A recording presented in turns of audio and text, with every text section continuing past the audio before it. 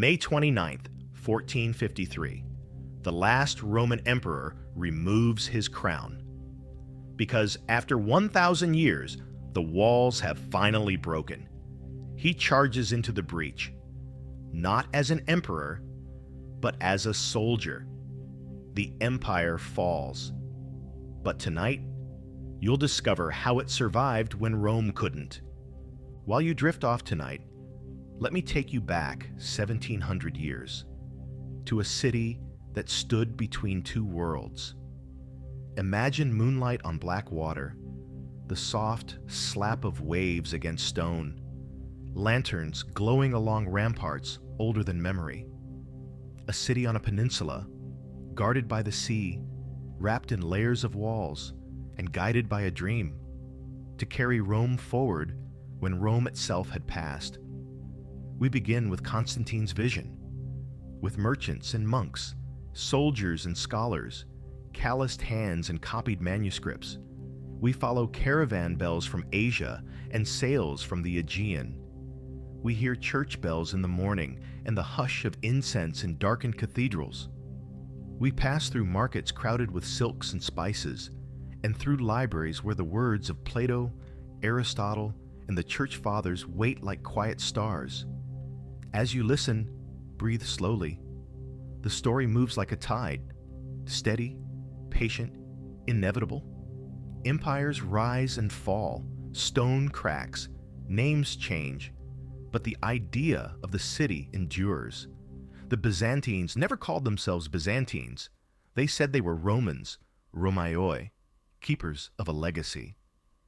For more than 1,000 years, they stood watch on the narrow strait where continents meet. They held a bridge between ages, and they lit a path through the long night of uncertainty. Settle in. Close your eyes if you like. We will start at the beginning and walk together through 1,000 years that changed history. In the year 330, Emperor Constantine the Great rededicated an ancient port called Byzantium as Constantinople, the city of Constantine. He did so with quiet calculation and with a sense of destiny. Rome, the old capital, was heavy with its own past. Its politics were tangled, its streets were aging, its distance from the frontiers made response slow. Constantine looked east, toward the crossroads of Europe and Asia, where trade and armies flowed like wind and water. The location was perfect. Constantinople sat on a triangular promontory between the Golden Horn and the Sea of Marmara, with the Bosporus just beyond. Ships sailing from the Black Sea had to pass beneath its cliffs. Caravans moving from Persia and the Levant to the Balkans had to brush its gates. Narrow straits channeled wealth and people straight to the city. Geography gave it a quiet strength. Defendable headlands, natural harbors, and a command of sea routes that could bring grain, soldiers, and ideas from every direction. Constantine began to shape a new Rome. He expanded the city with forums and colonnades, and he strengthened the walls that embraced its hills. Near the heart of the city, the Hippodrome became a place of color and ritual, where chariots raced and the people gathered. Its stone seating cradled the voices of tens of thousands, but at night it was a shell of calm, empty and echoing under the stars. Temples gave way to churches, basilicas stretched like long ships in stone, and quiet courtyards gathered the footsteps of scholars and clergy. In time, the foundations were laid for what would become the Hagia Sophia, the Church of Holy Wisdom. The earliest structure on that site would be remade more than once, but even in these first centuries, the city's sacred heart centered around a vast space of worship, light, and sound. Incense climbed, candles flickered, and hymns rose into domes that seemed to gather heaven closer to the earth. In 395, after the death of Theodosius I, the Roman Empire was formally divided between East and West. To the west lay Rome, Ravenna, and the frontiers along the Rhine. To the east lay Constantinople, Antioch, Alexandria, and the long arc of Anatolia. The division was administrative, but over time it became cultural and strategic. The eastern half was wealthier, with dense trade networks and resilient cities. It had more people who lived in towns, who paid taxes in coin, who supported armies and fleets with a constant stream of resources. As years passed, the Eastern Empire learned to survive. It fought the Sasanian Persians to the east and defended the Balkans to the north. It adapted Roman law to new needs, and it nurtured a Greek-speaking Christian culture that gave its public life a steady rhythm. Bureaucrats copied edicts, monks preserved manuscripts, craftsmen beat metal into icons and mosaics. The empire's focus turned toward the sea, where fleets could be moved quickly from trouble to trouble. Meanwhile, the Western Roman Empire grew fragile. In 476, the West collapsed under pressure. Germanic kingdoms rose where Roman governors once ruled. In the East, the news was solemn but not shattering. The imperial court in Constantinople still functioned. The coinage, solidus gold, still rang true. The city's walls still stood. From the palace near the Great Palace Complex to the warehouses along the waterfront, life continued with a practical calm. The Eastern Romans accepted what had happened. Rome, the city, had fallen. Rome, the idea, lived on in them. Why did the East endure when the West did not? Geography helped. Constantinople's layers of defense, the Theodosian walls, later perfected, could absorb shock. Wealth mattered. Taxes from thriving ports and cities filled the treasury. Above all, administration and continuity mattered. The East had fewer rural collapses, fewer gaps in coin circulation, and a capital too secure to be easily seized. The emperors could reassess, retrench, and respond. Through the 5th century, as dusk gathered in the West, a steady lamp burned beside the Bosporus. By the time we move into the 6th century, the city has become a beacon. Lanterns at harbor mouths guide ships at night. Granaries are full enough to keep bread affordable. The hippodrome factions, blues and greens, still argue, still cheer, yet beneath their noise, the empire's machine continues to hum. Quietly, a question grows. Could the East do more than endure? Could it restore the world Rome had lost? That question would find an answer in the reign of a determined emperor and an equally determined empress. And so we drift gently toward Justinian and Theodora, in a moment when ambition, law, architecture, and faith meet under a golden dome. In 527, Justinian I became emperor. He was energetic but methodical, ambitious yet careful. Beside him stood Empress Theodora, a woman of intelligence and resolve. Together, they embodied a partnership that would shape the empire at every level: military, legal, architectural, and spiritual. At the start of his reign, Justinian faced a city that was strong but restless. Factions in the hippodrome could boil over. Taxes strained the people. The frontiers tugged at attention. Justinian thought in grand lines. He envisioned a reunited Roman world and a legal order worthy of its reach. He selected skilled generals, Belisarius foremost among them, men who could match strategy to terrain, sea lanes to sieges. First came North Africa. In 533 to 534, Belisarius sailed against the Vandals and restored Carthage to imperial control with surprising speed. The sea, calm at times and fickle at others, carried troops as surely as any road.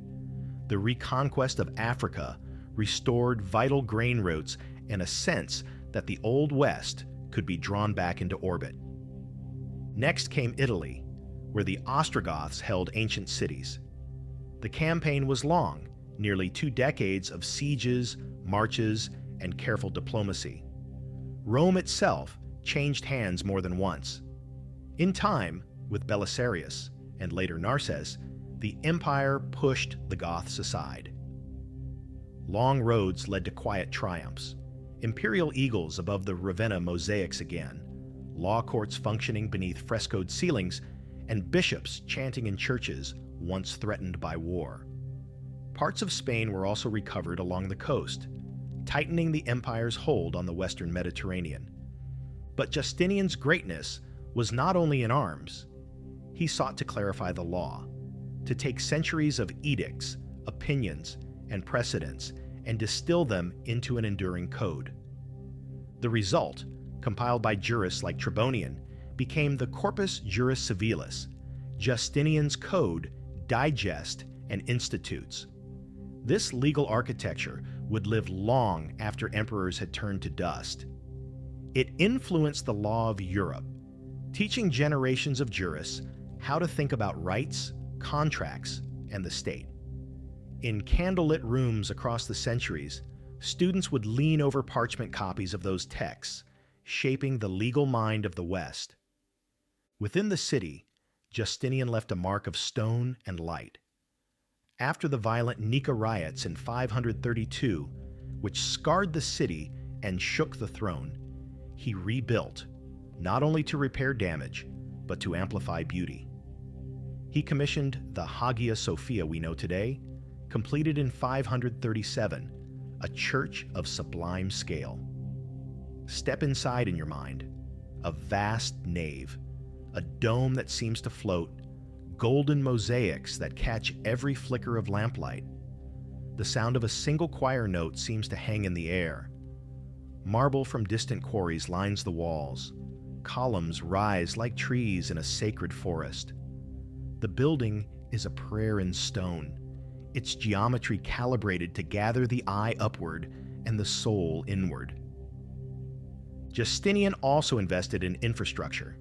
Aqueducts repaired, cisterns expanded, walls maintained. Water storage supported the population during siege and summer alike. Hospitals, hospices, and monasteries tended bodies and spirits. The city's rhythm felt ordered and resilient. Bread distributed from state bakeries, ships guided into the Golden Horn, courts hearing petitions under clear-story light. Yet even golden ages have shadows. In 541 to 542, the plague of Justinian swept through the empire. It arrived, quiet at first, on ships from Egyptian ports, and then moved along trade routes like an invisible wind. In Constantinople, the silence of early morning was broken by the sound of carts and bells. The city struggled to bury its dead. Chroniclers described empty streets and shuttered shops. Justinian himself fell ill and recovered, but the disease returned in waves, weakening the tax base, thinning armies, and slowing the empire's heartbeat. The plague did not erase what had been achieved, but it pressed a cool hand against imperial ambition. The reconquered West proved costly to hold. Armies needed pay, fortresses needed repair. The long coastline of Italy demanded garrisons, and the Goths, Lombards, and Franks watched closely. Justinian's laws endured on parchment. His church endured in stone and song, but his territorial gains would always require more resources than even a diligent treasury could supply.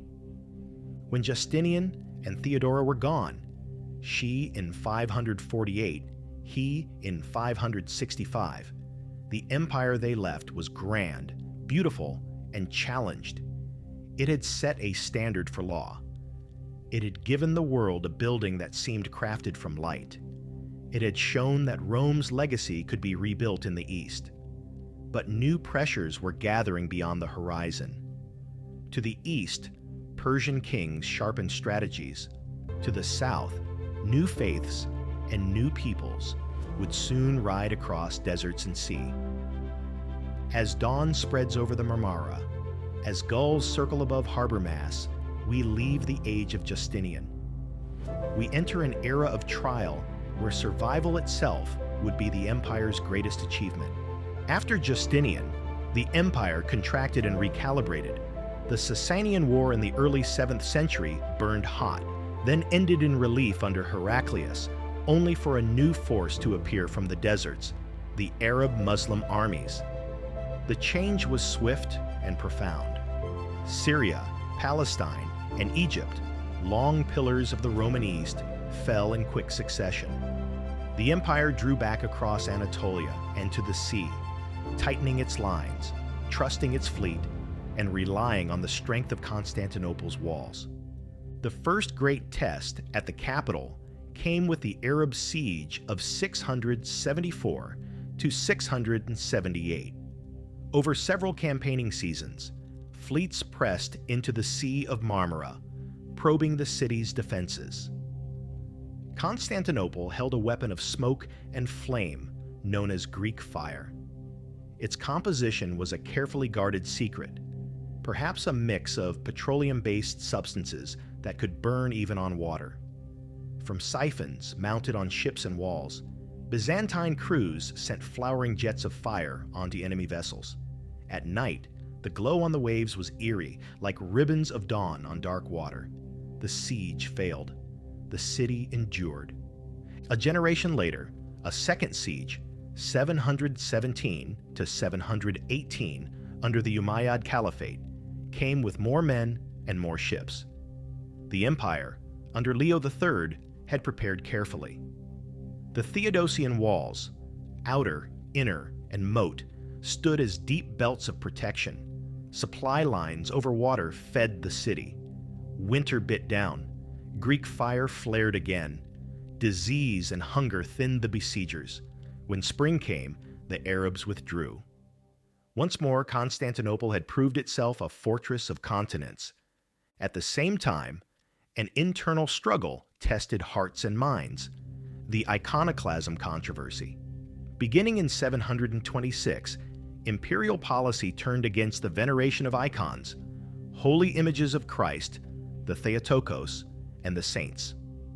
Were images windows to holiness or temptations to idolatry? The debate reached into homes and monasteries, into workshops and palaces. For roughly a century, with pauses and returns, icons were removed, covered, or restored, depending on the ruler and the moment. It was not a frenzy in every street, but rather a long, unsettled weather across the empire's inner life. Finally, in 843, the triumph of orthodoxy restored icons to churches. Painters returned to their studios. Mosaics glimmered again across apse and dome. As years passed, new strength gathered. The Macedonian dynasty, beginning with Basil I in 867, presided over what many call a Byzantine Renaissance. Administration improved. Gold coinage remained stable. Courts and schools in the capital nurtured literature, theology, and law. Emperors like Leo VI and Constantine VII, Porphyrogenitos, wrote and commissioned works that organized knowledge, law books, manuals on imperial ceremony, and guides to governing. Nikephoros Phokas and John Zimisces pushed back on eastern frontiers, recovering Crete and parts of Syria. The empire's tone became quiet confidence rather than restless expansion. The high note of this age came under Basil II, remembered as the Bulgar Slayer, who reigned from 976 to 1025. The nickname, born from a decisive victory at Clydion in 1014, reflects a hard military reality, but Basil's achievement was broader. He consolidated imperial finances, reduced the overmighty power of some aristocrats, and kept the army on steady footing. Under his rule, the empire extended authority over Bulgaria, secured Asia Minor, and strengthened its presence in the Balkans. It was not triumphal parade after parade. Instead, it was consistent discipline. When Basil died in 1025, the empire's borders were wide and its coffers comfortably full. During these centuries, Constantinople shone in quieter ways. Travelers describe streets paved with stone, markets with spices and silk, and shrines where lamplight trembled against mosaic gold. The city was a whirl of languages: Greek, Armenian, Arabic, Latin, Slavic tongues. Ships jostled in the Golden Horn, monasteries copied texts, artisans inlaid ivory and carved capitals with vines and birds. If you walked the main avenue, the Macy, you would see shop fronts of glass and wood, the shadow of domes crossing your path as clouds moved above. Byzantium's resilience came from its habits.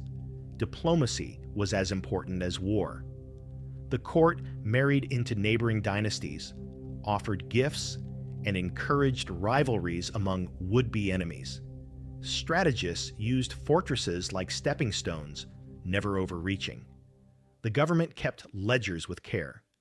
Priests and monks kept the spiritual life steady, guiding a population that looked to icons, relics, and processions for comfort and identity.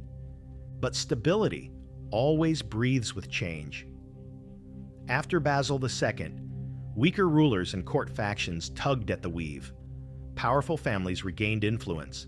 On the far horizons, a new people, the Seljuk Turks, pressed into Anatolia.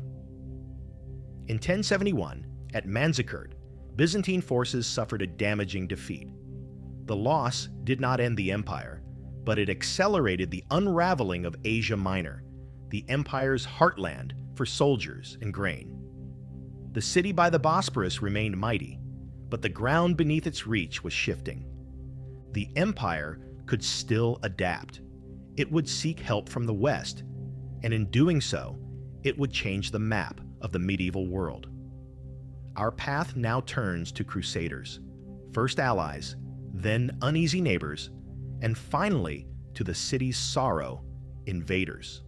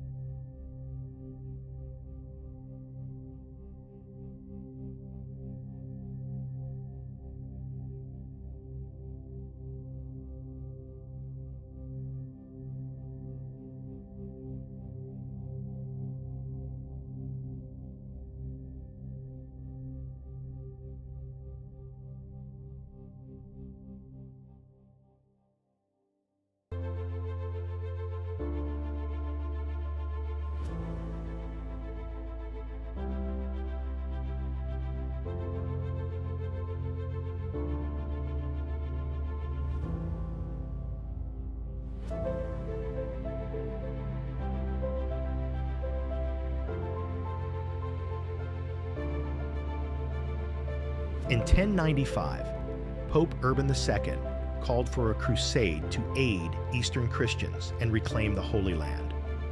Word traveled along roads and rivers, through monasteries and markets. In 1096, the First Crusade set out. Nobles, knights, and crowds of pilgrims, armor glinting beneath gray skies. Alexios I, Komnenos, the Byzantine Emperor, was practical. He needed disciplined soldiers to help recover Anatolia, not uncontrolled swarms. He required crusader leaders to swear oaths, promising to return former Byzantine lands to imperial authority. At first, an uneasy cooperation worked. Byzantine ships ferried crusaders across the Bosporus. Guides pointed toward key fortresses. In time, Nicaea fell. Antioch was taken after a long siege, and by 1099, Jerusalem itself was captured. The Crusader states, Edessa, Antioch, Tripoli, Jerusalem, emerged along the eastern Mediterranean coast, but oath and memory do not always bind as tightly as stone and mortar. Crusader lords had their own maps in mind. Byzantine officials had theirs. Misunderstandings, delays, and suspicions settled into the space between them. Across the 12th century, Alexios I, then John II, then Manuel I, Komnenos tried to balance Latin ambitions with Byzantine interests. Diplomatic receptions in the Great Palace masked old grievances. The empire regained some lands in western Anatolia and along the coast, but never fully rebuilt the heartland lost after Manzikert. Meanwhile, economic privileges granted to Western merchants, Venetians, Genoese, Pisans, brought wealth and competition to Constantinople's harbors. Tension flickered like a draft under a door. In 1204, the wind became a storm. The Fourth Crusade, diverted by politics and debt, turned against Constantinople itself.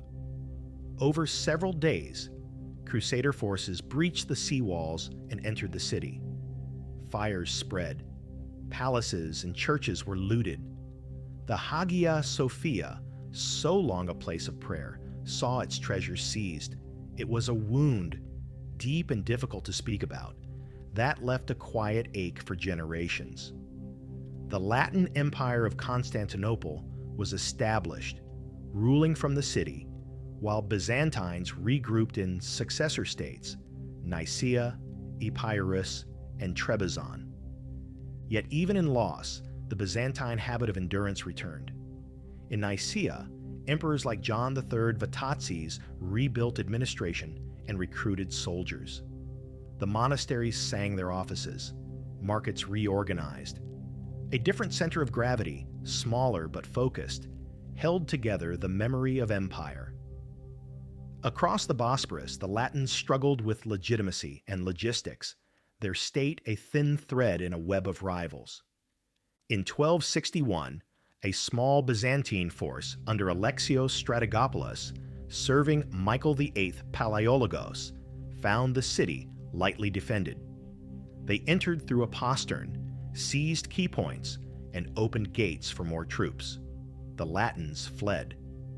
Constantinople was recaptured, and the Byzantine Empire returned to its ancient capital. The moment was a soft exhale rather than a shout. Bells rang, clergy processed, and citizens looked upon familiar streets with a mixture of joy and worry. The city's fabric had been damaged. Rebuilding would be long. Still, the lamp was relit. The empire, restored to Constantinople, was smaller than before and surrounded by vigorous neighbors. Yet the streets filled again with vendors, and the harbors once more bristled with masts. In quiet courts, imperial scribes wrote charters. In workshops, icons were restored. The pain of 1204 never fully faded, but life, like water, found channels around the broken stones. We step gently now into the 14th and 15th centuries, where another rising power would test the city's strength. The Ottoman star was in the ascendant. and the empire's last chapters would be written in careful lines of diplomacy, prayer, and hope. After 1261, the Palaeologan emperors faced a world that had shifted beneath their feet. The empire had its capital back, but not its resources.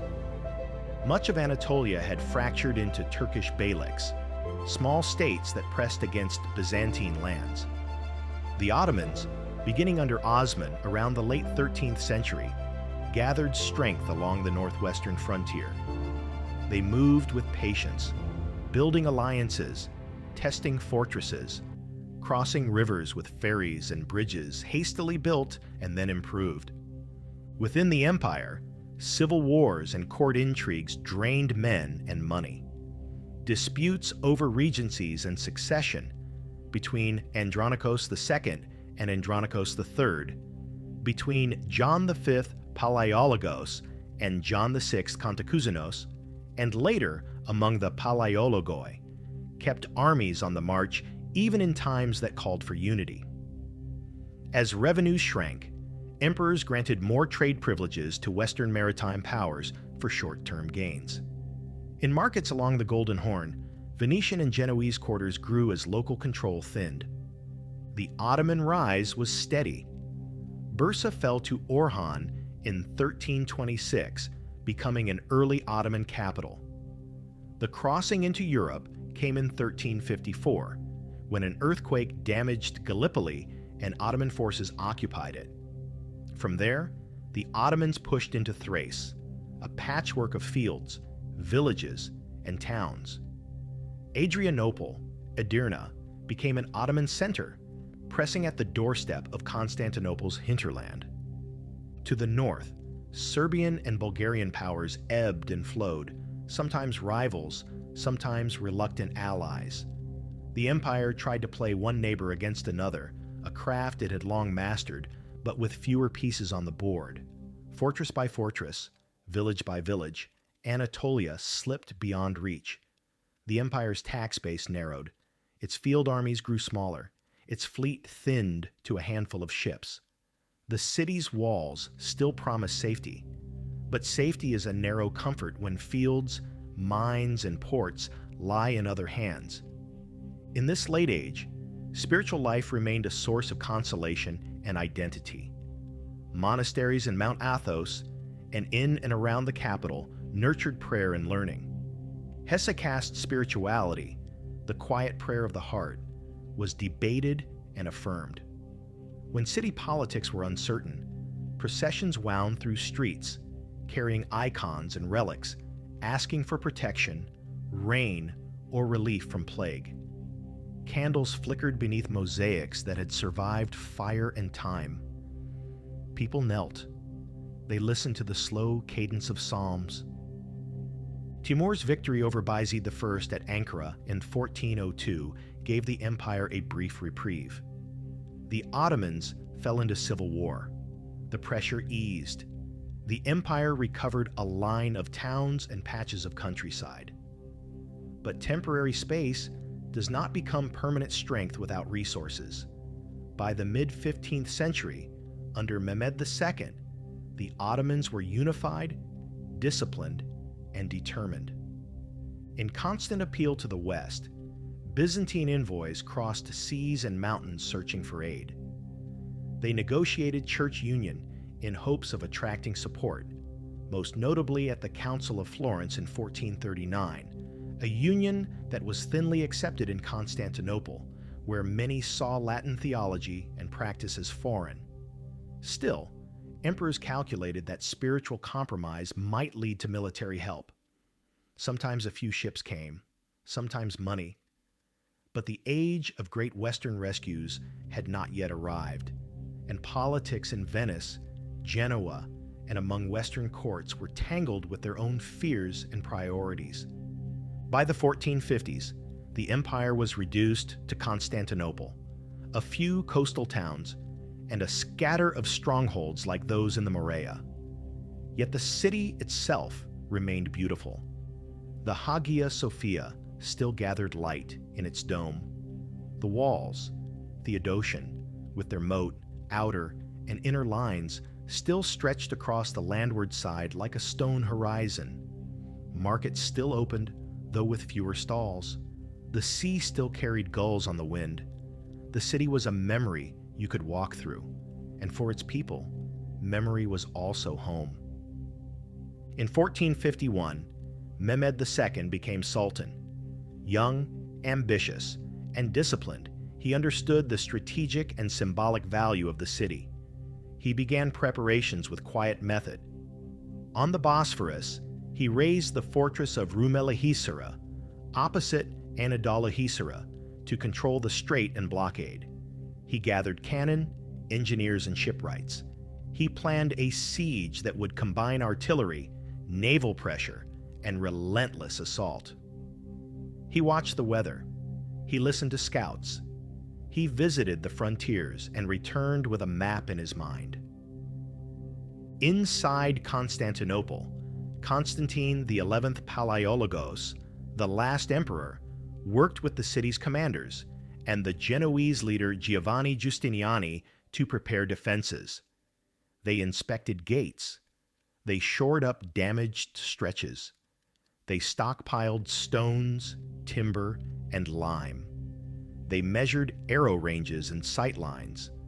They laid chains across the mouth of the Golden Horn to bar enemy ships. They prayed in churches. They issued rations. They spoke to citizens with honest calm. Every night, lamps glowed along the battlements. The sea breathed against the sea wall, and though the empire's resources were threadbare, its will remained. The city had survived sieges before, but this time, the enemy brought something new, something heavy, and the siege would be decided as much by powder and metal as by courage and stone. We move now to those last weeks, not in alarm, but with steady breath, noting the patience of the defenders and the careful design of their foes. The city's end was near, but so too was the flowering of its legacy. In April 1453, Mehmed II arrived before Constantinople with an army commonly numbered at around 80,000 and a supporting fleet. Inside the walls were perhaps 7,000 defenders, Byzantine soldiers, townsmen, and a few thousand foreign allies, notably the Genoese under Justiniani. The numbers were uneven, but numbers alone never decide a city's story. Weather, terrain, supply, and the quiet choices made each day play their parts. Mehmed positioned his lines along the land walls, focusing on the Lycus Valley near the St. Romanus Gate, where ground and angles suited artillery.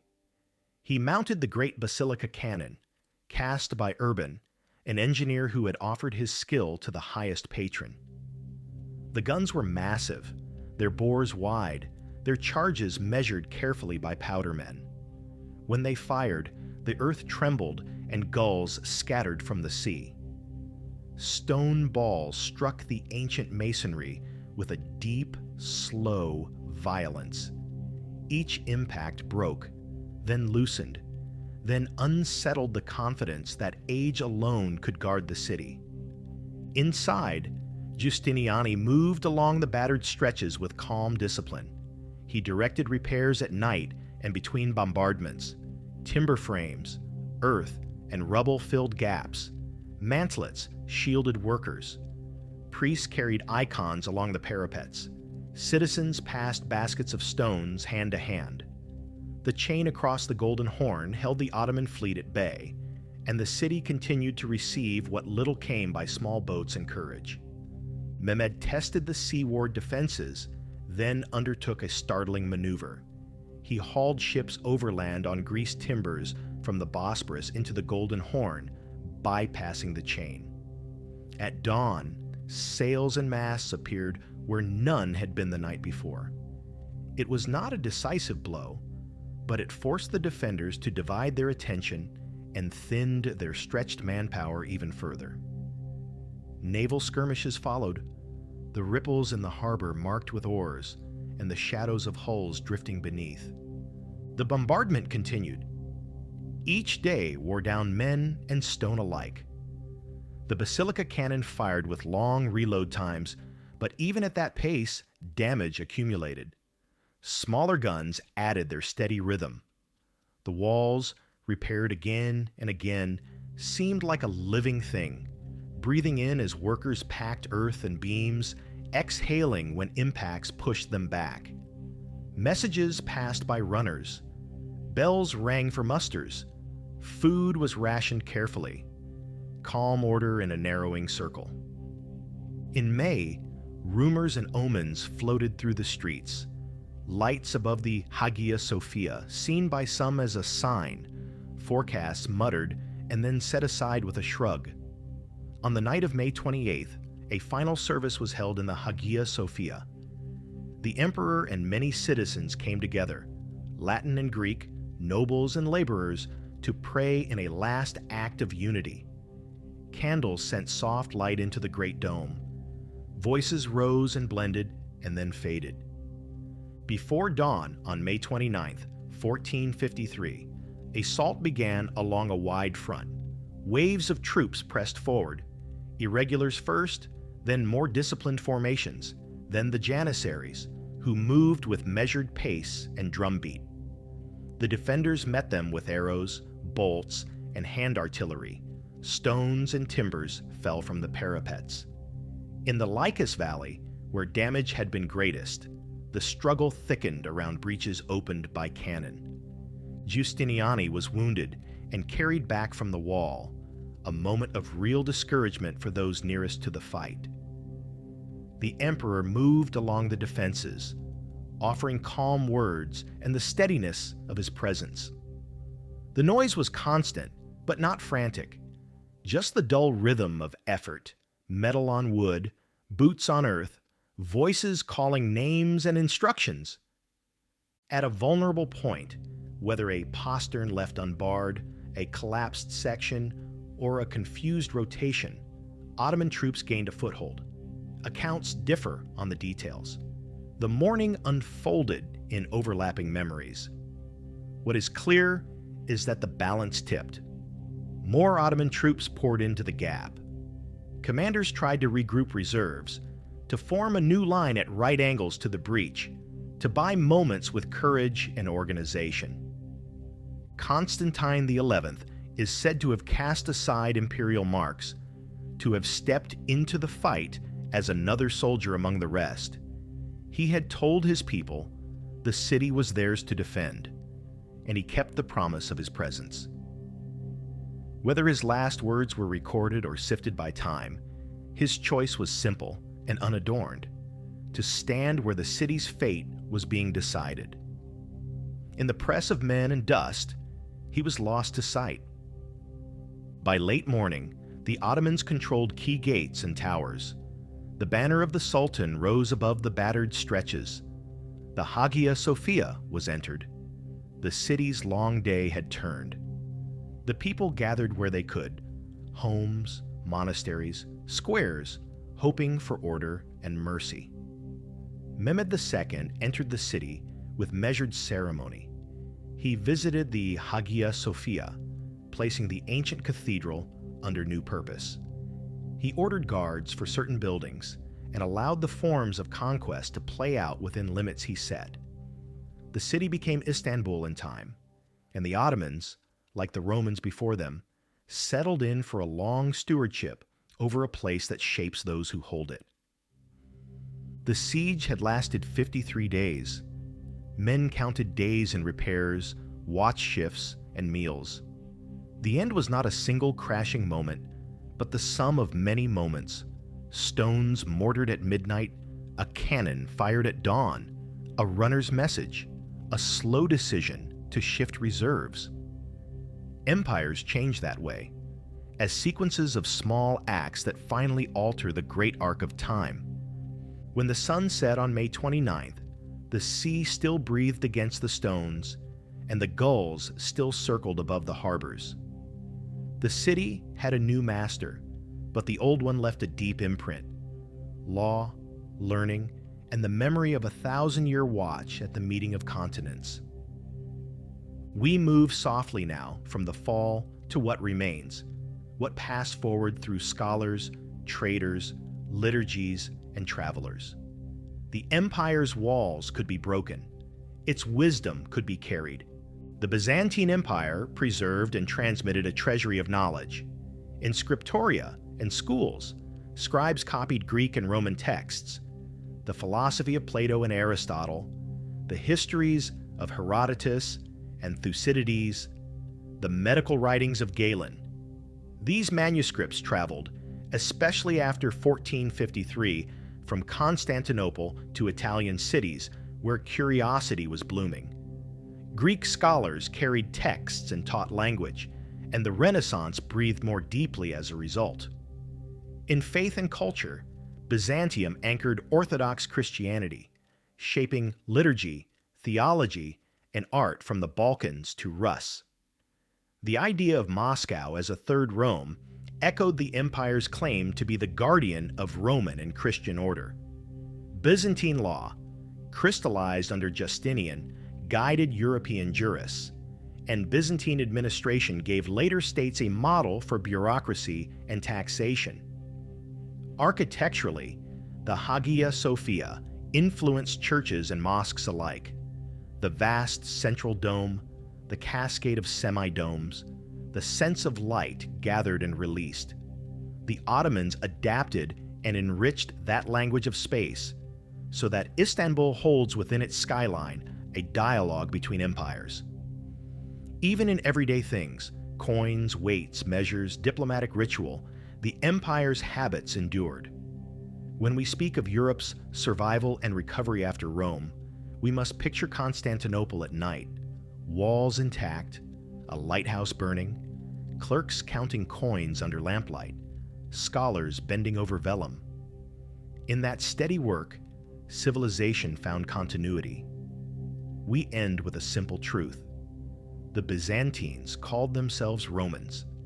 They were the bridge between ancient and modern, keeping memory alive until others could carry it onward. From Constantine's vision in 330 to Constantine XI's last morning in 1453, this empire guarded a 1,000-year shoreline of history. It built a new Rome on a peninsula of stone and wind. It turned law into lasting order. It held fast against siege and doubt. It passed on books, rites, and the quiet discipline of administration. Through plague and fire, through triumph and retreat, the city by the Bosporus remained a lighthouse between worlds. As you rest now, let the names drift by like ships at dusk. Justinian and Theodora, Belisarius, Basil II, Alexios Komnenos, Michael VIII, Mehmed II, and the last Constantine. Each belonged to a chapter. Together they wrote a long, patient story. The empire fell, yes, but its wisdom did not. It traveled in minds and manuscripts, in domes and liturgies, in laws and alphabets, until it reached your ears tonight. If you enjoyed this gentle journey, more empires await, calmly told, with soft edges and steady breath. For now, close your eyes, hear the water against the stones, see the lanterns along the walls, rest well, and let the echoes of Byzantium guide your dreams.